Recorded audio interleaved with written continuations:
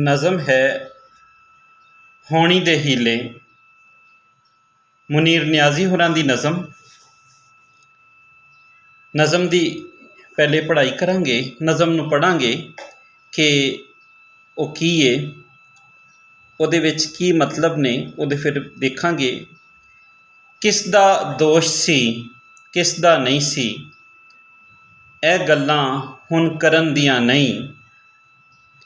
ਕਿਸ ਦਾ ਦੋਸ਼ ਸੀ ਕਿਸ ਦਾ ਨਹੀਂ ਸੀ, ਇਹ ਗੱਲਾਂ ਹੁਣ ਕਰਨ ਦੀਆਂ ਨਹੀਂ। ਵੇਲੇ ਲੰਘ ਗਏ ਤੋਬਾ ਵਾਲੇ, ਰਾਤਾਂ ਹੋਕੇ ਭਰਨ ਦੀਆਂ ਨਹੀਂ। ਤੇ ਜੋ ਹੋਇਆ ਇਹ ਹੋਣਾ ਹੀ ਸੀ, ਤੇ ਹੋਣੀ ਰੋਕਿਆਂ ਰੁਕਦੀ ਨਹੀਂ। ਇੱਕ ਵਾਰੀ ਜਦੋਂ ਸ਼ੁਰੂ ਹੋ ਜਾਵੇ, ਗੱਲ ਫਿਰ ਐਵੇਂ ਮੁੱਕਦੀ ਨਹੀਂ। ਤੇ ਜਗ ਧੁਮੇ ਉਹਨਾਂ ਦੇ ਸ਼ੇਰ ਕੁਝ ਉਂਝ ਵੀ ਰਾਹਾਂ ਔਖੀਆਂ ਸਨ।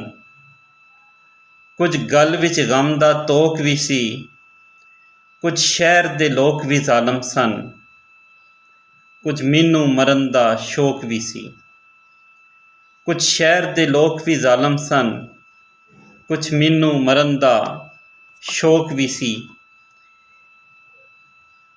ਇਹ ਅਸੀਂ ਉਹਨਾਂ ਦੀ ਮੁਨੀਰ ਨਿਆਜ਼ੀ ਹੋਰਾਂ ਦੀ ਜਗ ਧੁਮੀ ਨਜ਼ਮ ਪੜ੍ਹੀ, ਜਿਹਦਾ ਸਰਨਾਮਾ ਸੀ ਹੋਣੀ ਦੇ ਹੀਲੇ। ਹੁਣ ਇਹਦਾ ਆਸਾਨ ਮਤਲਬ ਤੁਸੀਂ ਜ਼ਰਾ ਦੇਖੋ, ਕਿਸ ਦਾ ਕਸੂਰ ਸੀ ਤੇ ਕਿਸ ਦਾ ਕਸੂਰ ਨਹੀਂ ਸੀ। ਹੁਣ ਇਸ ਬਹਿਸ ਮੁਬਾਸੇ ਵਿੱਚ ਵੇਲਾ ਜ਼ਾਇਆ ਕਰਨ ਦਾ ਕੋਈ ਫਾਇਦਾ ਨਹੀਂ, ਕਿਉਂ ਜੇ ਢੇਰ ਵੇਲਾ ਲੰਘ ਚੁੱਕਿਆ ਹੈ। ਇਹ ਉਹੀ ਵੇਲਾ ਸੀ ਜਦੋਂ ਤੋਬਾ ਕੀਤੀ ਜਾ ਸਕਦੀ ਸੀ। ਜੇ ਕੁਝ ਗਲਤ ਹੋ ਰਿਹਾ ਸੀ ਤਾਂ ਉਸ ਵੇਲੇ ਹੀ ਉਸ ਗਲਤੀ ਨੂੰ ਸੁਧਾਰ ਲੈਣਾ ਚਾਹੀਦਾ ਸੀ। ਜੋ ਹੋ ਗਿਆ ਉਸ ਨੂੰ ਡੱਕਿਆ ਨਹੀਂ ਗਿਆ, ਜਿਸ ਕਰਕੇ ਹੋਕੇ ਹਾਵਾਂ ਹੀ ਬਾਕੀ ਰਹਿ ਗਈਆਂ। ਇੱਕ ਵਾਰ ਜਦੋਂ ਜ਼ੁਲਮ ਅੱਤ ਚੁੱਕਦਾ ਹੈ ਤਾਂ ਉਸ ਨੂੰ ਡੱਕਣਾ ਮੁਮਕਿਨ ਨਹੀਂ ਰਹਿੰਦਾ। ਸ਼ਾਇਰ ਕਹਿੰਦਾ ਹੈ ਕਿ ਮੈਨੂੰ ਗਮ ਦੇ ਤੋਕ ਨੂੰ ਗਲੇ ਵਿੱਚ ਪਾ ਕੇ ਇਸ ਜ਼ੁਲਮ ਦੇ ਖਿਲਾਫ ਆਵਾਜ਼ ਚੁੱਕਣ ਦਾ ਸ਼ੌਕ ਇੰਝ ਹੀ ਸੀ ਜਿਉਂ ਮੈਂ ਮੌਤ ਨੂੰ ਆਵਾਜ਼ਾਂ ਮਾਰ ਰਿਹਾ ਹੋਵਾਂ। ਇਹਦੀ ਮੁਖਤਸਰ ਜੀ ਤਸ਼ਰੀਹ ਅਸੀਂ ਵੇਖਦੇ ਹਾਂ ਕਿ ਹੋਣੀ ਦੇ ਹੀਲੇ ਕਿ ਡਰ ਹੈ, ਖੌਫ ਹੈ। ਇਹ ਤੇ ਮੁਨੀਰ ਨਿਆਜ਼ੀ ਹੋਰਾਂ ਦੀਆਂ ਖਾਸ ਜਿਹੜੀਆਂ ਅਲਾਮਤਾਂ ਨੇ। ਕਿਸ ਦਾ ਦੋਸ਼ ਸੀ ਕਿਸ ਦਾ ਨਹੀਂ ਸੀ। ਹੁਣ ਇਹਦੇ ਪਿੱਛੇ ਤੁਸੀਂ ਦੇਖੋ ਕਿ ਪੂਰਾ ਸਾਨੂੰ ਪਿਛੋਕੜ ਵੀ ਵਿਖਾਲੀ ਦਿੰਦਾ ਹੈ, ਇੱਕ ਪੂਰਾ ਮਾਜ਼ੀ ਵੀ ਨਜ਼ਰ ਆਉਂਦਾ ਹੈ। ਉਸ ਮਾਜ਼ੀ ਦੇ ਵਿੱਚ ਅਸੀਂ ਇੱਕ ਦੂਜੇ ਨੂੰ ਕਸੂਰਵਾਰ ਠਹਿਰਾ ਰਹੇ ਹਾਂ। ਇਹ ਮਾਜ਼ੀ ਸਾਡਾ ਆਪਣਾ ਹੈ, ਸਾਡੀ ਤਵਾਰੀਖ ਹੈ, ਸਾਡਾ ਪੁਰਾਣਾ ਵੇਲਾ ਹੈ ਜਿਸ ਨੂੰ ਅਸੀਂ ਗਵਾ ਦਿੱਤਾ ਹੈ।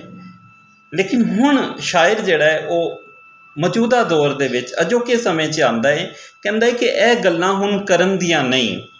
ਕਿ ਹੁਣ ਇਹ ਗੱਲਾਂ ਕਰਨ ਦੀਆਂ ਨਹੀਂ ਕਿ ਅਸੀਂ ਕਸੂਰਵਾਰ ਜਿਹੜਾ ਸੀਗਾ ਨਾ, ਉਹ ਮਾਜ਼ੀ ਨੂੰ ਡਿਫਾਈਨ ਕਰਦਾ ਪਿਆ ਕਿ ਮਾਜ਼ੀ ਦਾ ਜਿਹੜਾ ਸੀ ਵੇਲਾ ਉਹ ਲੰਘ ਚੁੱਕਿਆ ਹੈ। ਕਿ ਅਸੀਂ ਇੱਕ ਦੂਜੇ ਨੂੰ ਕਸੂਰਵਾਰ ਠਹਿਰਾਉਣ ਦੀ ਬਜਾਏ ਅਸੀਂ ਉਹ ਗੱਲਾਂ ਨਾ ਕਰੀਏ। ਅਸੀਂ ਹੁਣ ਅਮਲ ਵਾਲੇ ਪਾਸੇ ਆਈਏ, ਆਉਣ ਵਾਲੇ ਵੇਲੇ ਨੂੰ ਬਿਹਤਰ ਕਰਨ ਵਾਲੇ ਪਾਸੇ ਆਈਏ। ਵੇਲੇ ਲੰਘ ਗਏ ਤੋਬਾ ਵਾਲੇ। ਜਦੋਂ ਤੋਬਾ ਕਰਨੀ ਸੀ, ਜਦੋਂ ਭੈੜੇ ਵੇਲੇ ਸੀ, ਜਦੋਂ ਬੁਰੇ ਵੇਲੇ ਸੀ, ਜਦੋਂ ਜ਼ਾਲਮ ਦਾ ਜਿਹੜਾ ਦੌਰ ਦੌਰਾ ਸੀ, ਕਹਿੰਦੇ ਉਹ ਵੇਲੇ ਲੰਘ ਗਏ। ਹੁਣ ਰਾਤਾਂ ਹੋਕੇ ਭਰਨ ਦੀਆਂ ਨੇ ਨਹੀਂ, ਕਿ ਹੁਣ ਰਾਤਾਂ ਹੋਕੇ ਭਰਨ ਦੀਆਂ ਨਹੀਂ। ਕਿ ਇਹ ਵੇਲਾ ਐਸੇ ਲਫ਼ਜ਼ ਤੁਸੀਂ ਜ਼ਰਾ ਦੇਖ ਲੈਣਾ ਕਿ ਇਹ ਨਹੀਂ ਹੈ ਲਫ਼ਜ਼ ਰਾਤਾਂ ਹੋਕੇ ਭਰਨ ਦੀਆਂ ਨਹੀਂ। ਜੋ ਹੋਇਆ ਇਹ ਹੋਣਾ ਹੀ ਸੀ, ਕਿ ਜੋ ਹੋ ਗਿਆ ਉਹ ਵਾਪਰ ਗਿਆ। ਕਿ ਹੁਣ ਜਿਹੜਾ ਅਸੀਂ ਪੁਰਾਣੇ ਵੇਲੇ 'ਚ ਨਾ ਰਹੀਏ। ਅਤੇ ਹੋਣੀ ਰੋਕਿਆਂ ਰੁਕਦੀ ਨਹੀਂ, ਕਿ ਉਸ ਵੇਲੇ ਦੇ ਹਾਲਾਤ ਅਜਿਹੇ ਸਨ। ਅਸੀਂ ਆਪਣੇ ਮਾਜ਼ੀ ਵਿੱਚ ਜਾ ਕੇ ਉਸ ਨੂੰ ਠੀਕ ਨਹੀਂ ਕਰ ਸਕਦੇ, ਲੇਕਿਨ ਅਸੀਂ ਆਪਣੇ ਹਾਲ ਨੂੰ ਸੁਧਾਰ ਕੇ ਆਪਣੇ ਆਉਣ ਵਾਲੇ ਵੇਲੇ ਨੂੰ ਬਹੁਤ ਬਿਹਤਰ ਕਰ ਸਕਦੇ ਹਾਂ, ਇੱਕ ਚੰਗਾ ਮੁਸਤਕਬਲ ਬਣਾ ਸਕਦੇ ਹਾਂ। ਹੋਣੀ ਰੋਕਿਆਂ ਕਹਿੰਦੇ ਹੋਣੀ ਕੀ ਹੈ ਕਿ ਹੋਣੀ ਉਹ ਭੈੜੇ ਹਾਲਾਤ ਸਨ ਕਿ ਜਿਹਨੇ ਸਾਨੂੰ ਇਕੱਠੇ ਨਾ ਰਹਿਣ ਦਿੱਤਾ। ਉਹ ਹੁਣ ਅਗਰ ਅਸੀਂ ਸਿਆਸਤ ਵਾਲੇ ਪਾਸੇ ਲੈ ਜਾਈਏ ਤਾਂ ਹੁਣ ਹੀ ਉਹ ਵਾਕਿਆਤ ਸਨ ਜਿਸ ਦੀ ਵਜ੍ਹਾ ਤੋਂ ਸਾਡਾ ਪੂਰਾ ਦੇਸ਼ ਜਿਹੜਾ ਹੈ, ਅੱਧਾ ਦੇਸ਼ ਜਿਹੜਾ ਹੈ ਉਹ ਵੱਖਰਾ ਹੋ ਗਿਆ। ਹੋਣੀ ਉਹ ਸੀ ਕਿ ਜਦੋਂ ਸਾਨੂੰ ਜੰਗਾਂ ਦਾ ਸਾਹਮਣਾ ਕਰਨਾ ਪਿਆ। ਹੋਣੀ ਉਹ ਸੀ ਜਦੋਂ ਫਿਰਕਾਵਾਰੀਅਤ ਵੱਧ ਗਈ। ਹੋਣੀ ਉਹ ਸੀ ਜਦੋਂ ਅਸੀਂ ਆਪਣੇ ਹੀ ਘਰ ਦੇ ਵਿੱਚ ਸੁਰੰਗਾਂ ਲਾਉਣੀਆਂ ਸ਼ੁਰੂ ਕਰਤੀਆਂ, ਜਦੋਂ ਅਸੀਂ ਮੁਨਾਫਕਤ ਦੀ ਉਚਾਈ ਤੱਕ ਚਲੇ ਗਏ। ਇਹ ਸੀ ਹੋਣੀ। ਕਿਉਂ ਨਹੀਂ ਰੋਕਿਆ? ਰੁਕਦੀ ਨਹੀਂ। ਇੱਕ ਵਾਰੀ ਜਦੋਂ ਸ਼ੁਰੂ ਹੋ ਜਾਵੇ ਗੱਲ ਫਿਰ ਐਵੇਂ ਮੁੱਕਦੀ ਨਹੀਂ। ਕੁਝ ਉਂਝ ਵੀ ਰਾਹਾਂ ਔਖੀਆਂ ਸਨ। ਕਹਿੰਦੇ ਕਿ ਹਾਲਾਤ ਮੁਸ਼ਕਿਲ ਸਨ, ਪਰੇਸ਼ਾਨ ਕਰ ਦੇਣ ਵਾਲੇ ਹਾਲਾਤ ਸਨ। ਐਸੇ ਹਾਲਾਤ ਸਨ ਕਿ ਜਿਨ੍ਹਾਂ ਨੂੰ ਬਿਹਤਰ ਨਹੀਂ ਕੀਤਾ ਜਾ ਸਕਦਾ। ਅਤੇ ਗੱਲ ਵਿੱਚ ਗਮ ਦਾ ਤੋਕ ਵੀ ਸੀ। ਕੁਝ ਸ਼ਹਿਰ ਦੇ ਲੋਕ, ਮੇਰੇ ਗੱਲ ਵਿੱਚ ਗਮ ਦੀ ਅਲਾਮਤ ਸੀ। ਤੋਕ ਜਿਹੜਾ ਨਾ ਅਲਾਮਤ ਦੇ ਤੌਰ 'ਤੇ ਜਿਹੜੇ ਗੁਲਾਮਾਂ ਨੂੰ ਪਾ ਦਿੱਤਾ ਜਾਂਦਾ ਸੀ ਉਹਨਾਂ ਦੇ ਗਲਾਂ ਦੇ ਵਿੱਚ। ਕਹਿੰਦੇ ਉਹ ਗੱਲ ਦੇ ਵਿੱਚ, ਸਾਡੇ ਗੱਲ ਦੇ ਵਿੱਚ ਜਿਹੜਾ ਗਮ ਦਾ ਤੋਕ ਸੀ, ਦੁੱਖ ਸੀ, ਤਕਲੀਫ ਸੀ, ਪਰੇਸ਼ਾਨੀ ਸੀ, ਇਹਦੇ ਵਿੱਚ ਸਾਨੂੰ ਇੱਕ ਵੰਡ ਦੀ ਜਿਹੜਾ ਖੌਫ ਸੀ ਉਹ ਵੀ ਸੀ।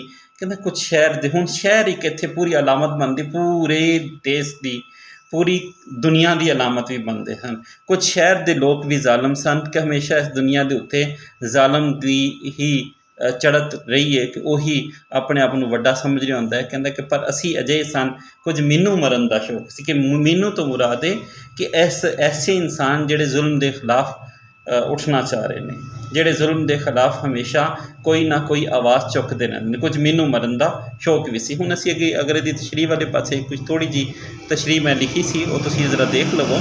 ਇਸ ਨਜ਼ਮ ਵਿੱਚ ਸ਼ਾਇਰ ਬੀਤੇ ਜ਼ਮਾਨੇ ਵਿੱਚ ਹੋਣ ਵਾਲੇ ਵਾਕਿਆਤ ਉੱਤੇ ਪਸ਼ੇਮਾਨ ਹੈ, ਹੋਣ ਤੋਂ ਡੱਕਦੇ ਨੇ। ਉਹਨਾਂ ਦਾ ਕਹਿਣਾ ਹੈ ਕਿ ਹੁਣ ਜੇ ਅਸੀਂ ਇਸ ਗੱਲ ਉੱਤੇ ਆਪਣਾ ਮੌਜੂਦਾ ਵੇਲਾ ਜ਼ਾਇਆ ਕਰਨ ਲੱਗ ਪਏ ਕਿ ਕਸੂਰਵਾਰ ਕੌਣ ਸਨ ਅਤੇ ਮਜ਼ਲੂਮ ਕੌਣ ਸਨ, ਉਸ ਨਾਲ ਕਿਸੇ ਨੂੰ ਕੋਈ ਫਰਕ ਨਹੀਂ ਪੈਣਾ।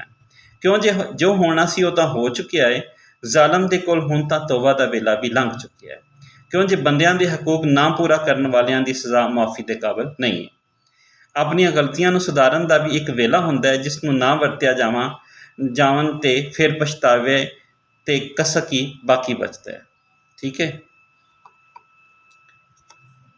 ਹੋਕੇ ਭਰਨ ਦੀਆਂ ਰਾਤਾਂ ਨਹੀਂ ਨੇ, ਸਗੋਂ ਰਾਤਾਂ ਦੀ ਕਾਲੀ ਸ਼ਾਹੀ ਨੂੰ ਮੁਕਾਉਣਾ ਅਤ ਜ਼ਰੂਰੀ ਹੈ। ਇਹ ਰਾਤਾਂ ਜ਼ੁਲਮ ਦੀਆਂ ਨਿਸ਼ਾਨੀਆਂ ਨੇ। ਜਦੋਂ ਗਲਤੀਆਂ ਨੂੰ ਸੁਧਾਰਿਆ ਨਹੀਂ ਸੀ ਗਿਆ ਤਾਂ ਫਿਰ ਹੋਕੇ ਹਾਵਾਂ ਹੀ ਇਸ ਦੁਨੀਆ ਦੇ ਮੁਕੱਦਰ ਬਣ ਜਾਂਦੇ ਨੇ। ਸਾਡੇ ਦੇਸ਼ ਅੰਦਰ ਦੇ ਹਾਲਾਤ ਨੂੰ ਵੀ ਇਸ ਨਜ਼ਮ ਦਰਸਾਉਂਦੀ ਪਈ ਹੈ। ਜਦੋਂ ਜ਼ਾਲਮ ਦੇ ਜ਼ੁਲਮ